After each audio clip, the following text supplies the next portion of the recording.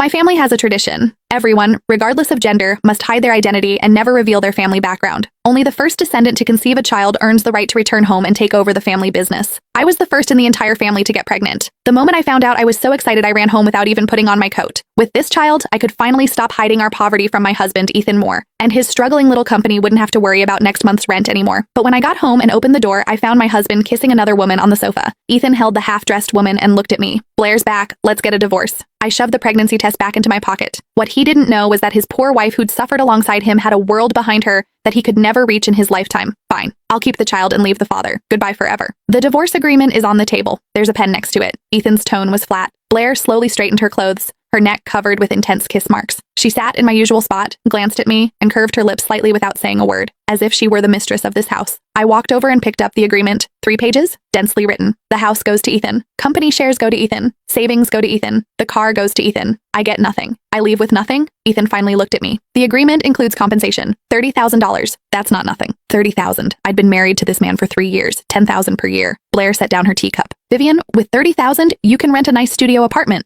I stared at her. "When did you get back?" "Yesterday." Blair tilted her head. "Ethan picked me up from the airport. He waited 4 hours. My flight was delayed. Yesterday. Yesterday, Ethan told me he had to work late at the company." Blair stood up and walked to Ethan's side, naturally linking her arm through his. "Ethan said you're a good person and wouldn't make things difficult for me." Ethan didn't pull away from her touch. The phone in my pocket pressed against the pregnancy test, jabbing painfully into my thigh. I'd planned to come home and tell him, "Ethan, we're having a baby. You won't have to lose sleep over rent anymore. Won't have to grovel and drink with clients until you get stomach bleeding." I thought today would be our best day. "Where's the pen?" Ethan pointed to the coffee table. I crouched down to get the pen. From this angle, I could see Blair's hand resting on Ethan's waist. When I uncapped the pen, the pregnancy test nearly slipped out of my pocket. I quickly pressed it back in. "Sign on the last page. Date it today." Ethan's voice came from above. I signed my name, Vivian Stone, put down the pen, and stood up. "Fine. The agreement needs to be filed at the courthouse to take effect. Tomorrow morning at 9, I'll come find you." After speaking, Ethan picked up his phone and unlocked it right in front of me, scrolling to his contacts. He changed my label from "My Darling Wife" to Vivian Stone. Then he closed his phone and put it back in his pocket. Blair leaned on his shoulder. "Ethan, I want to eat your spaghetti." "All right, I'll make it right now." Ethan actually turned and went into the kitchen. 3 years, and he'd never cooked for me once. I'd asked him if he could cook. He said no, said he couldn't even fry an egg without burning it. Now he tied his apron with more practiced ease than tying his shoelaces. Blair shrugged at me. "Vivian, don't just stand there. Hurry and take whatever you need. Tomorrow I'm having people come redecorate. I looked at your clothes. They're all pretty worn. Don't bother taking them. They're too shabby even for cleaning rags." I went back to the bedroom and grabbed my important documents and a cloth bag containing a few things I'd brought from home when I got married. Things that had nothing to do with Ethan. When I came out and passed the kitchen, Ethan was cutting tomatoes. The knife thumped against the cutting board. He didn't look up. I changed my shoes at the door.